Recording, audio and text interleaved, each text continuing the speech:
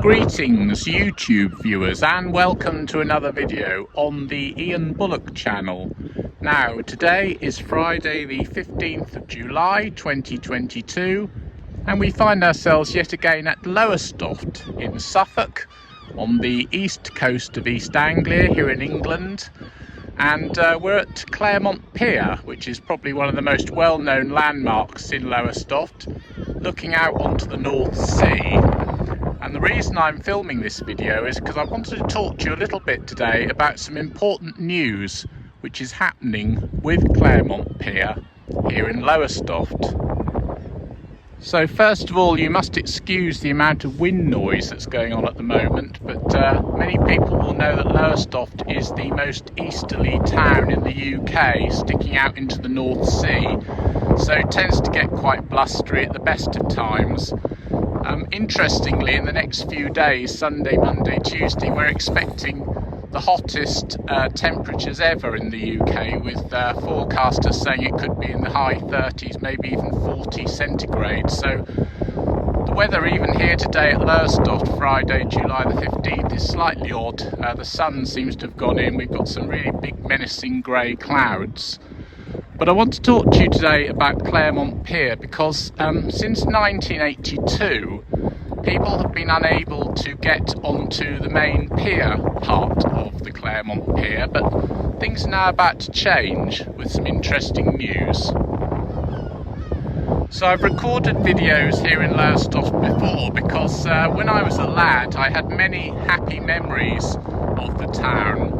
I used to come here a lot in the late 1960s and throughout the 1970s when I was a little boy, because I had relatives who lived in the Kirkley area and they had beach huts, so many happy days were spent down here on Lowestoft Beach, including visiting the Claremont Pier, playing on the amusement arcade games, buying ice creams and candy floss and all sorts.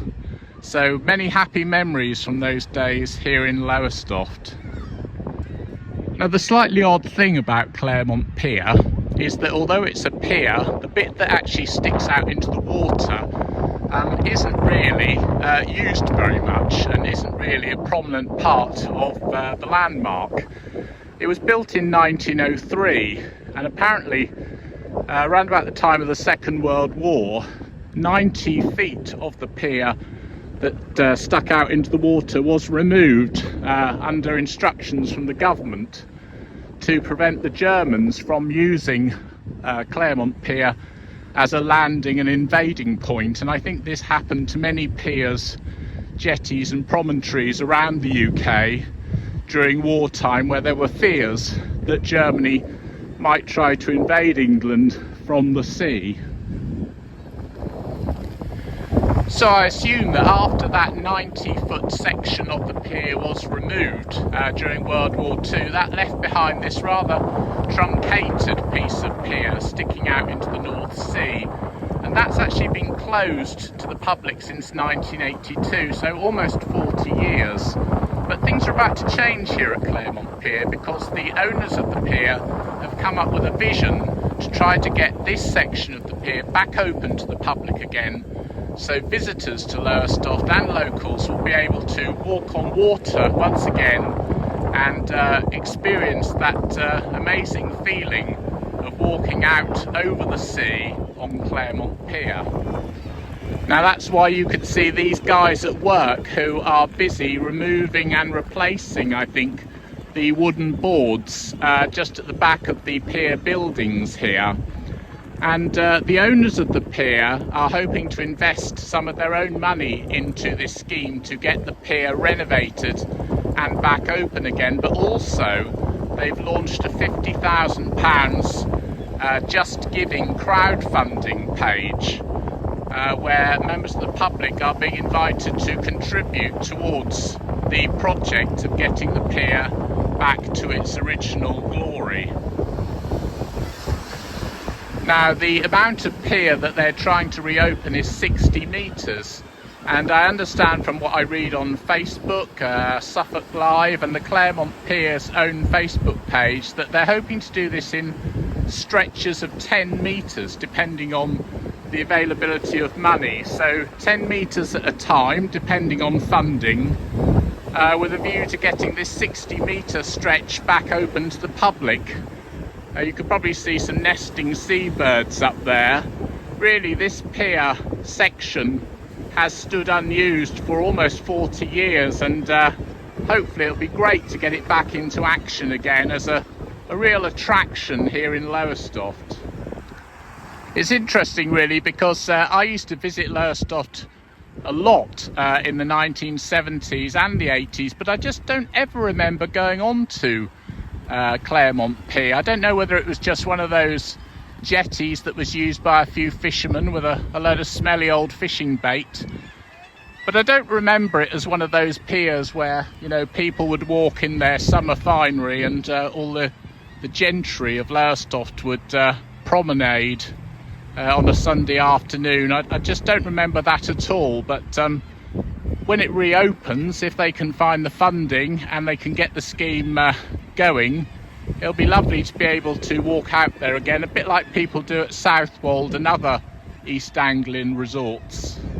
I have to say that I really admire the guys who own Claremont Pier, because even in the past year or so there's been so much investment has gone into this building to try and restore it to being a really important landmark here in Lowestoft. So if anyone would like to contribute to the Just Giving crowdfunding site, have a little look at the Claremont Pier's Facebook page and follow the links. I've already given £25, which doesn't sound like a lot, and it might buy a bag of nails or something, but even I, in my small way, wanted to make some contribution to Claremont Pier because it has so many happy memories for me from my boyhood days in Lowestoft, and it remains an important part of the Lowestoft seafront scene, so I was happy to contribute, and I'm hoping that more people will follow. They're trying to raise £50,000,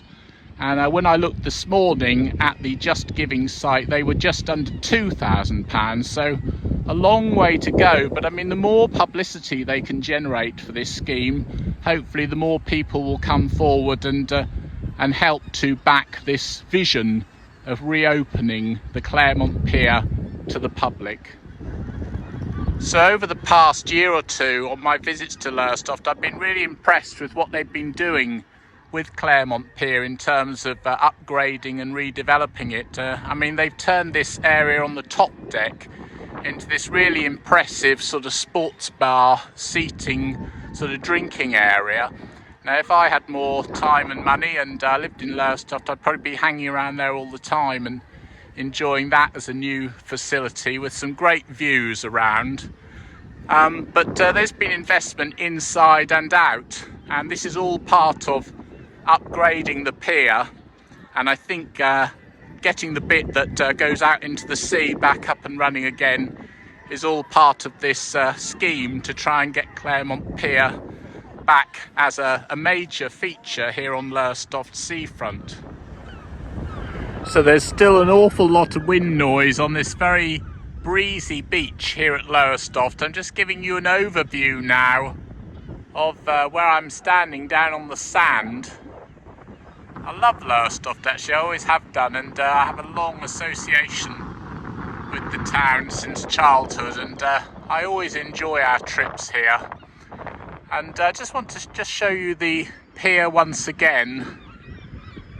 So this project to reopen that final stretch of the pier there that sticks out into the water, I think they're talking about it costing sort of 100, 150, 200,000, something like that. Now the pier is privately owned, and I know that piers like Cromer, for example, that's owned by North Norfolk District Council, and I know they have to spend millions of pounds on the upkeep of that. This one is privately owned, and the owners, I think, are going to fund some of this project, but they're hoping to get a little bit of momentum going in terms of public support as well. And the aim, I think, is to do it in 10-metre sections, 10-metre sections of the 60 metres that needs to be reopened.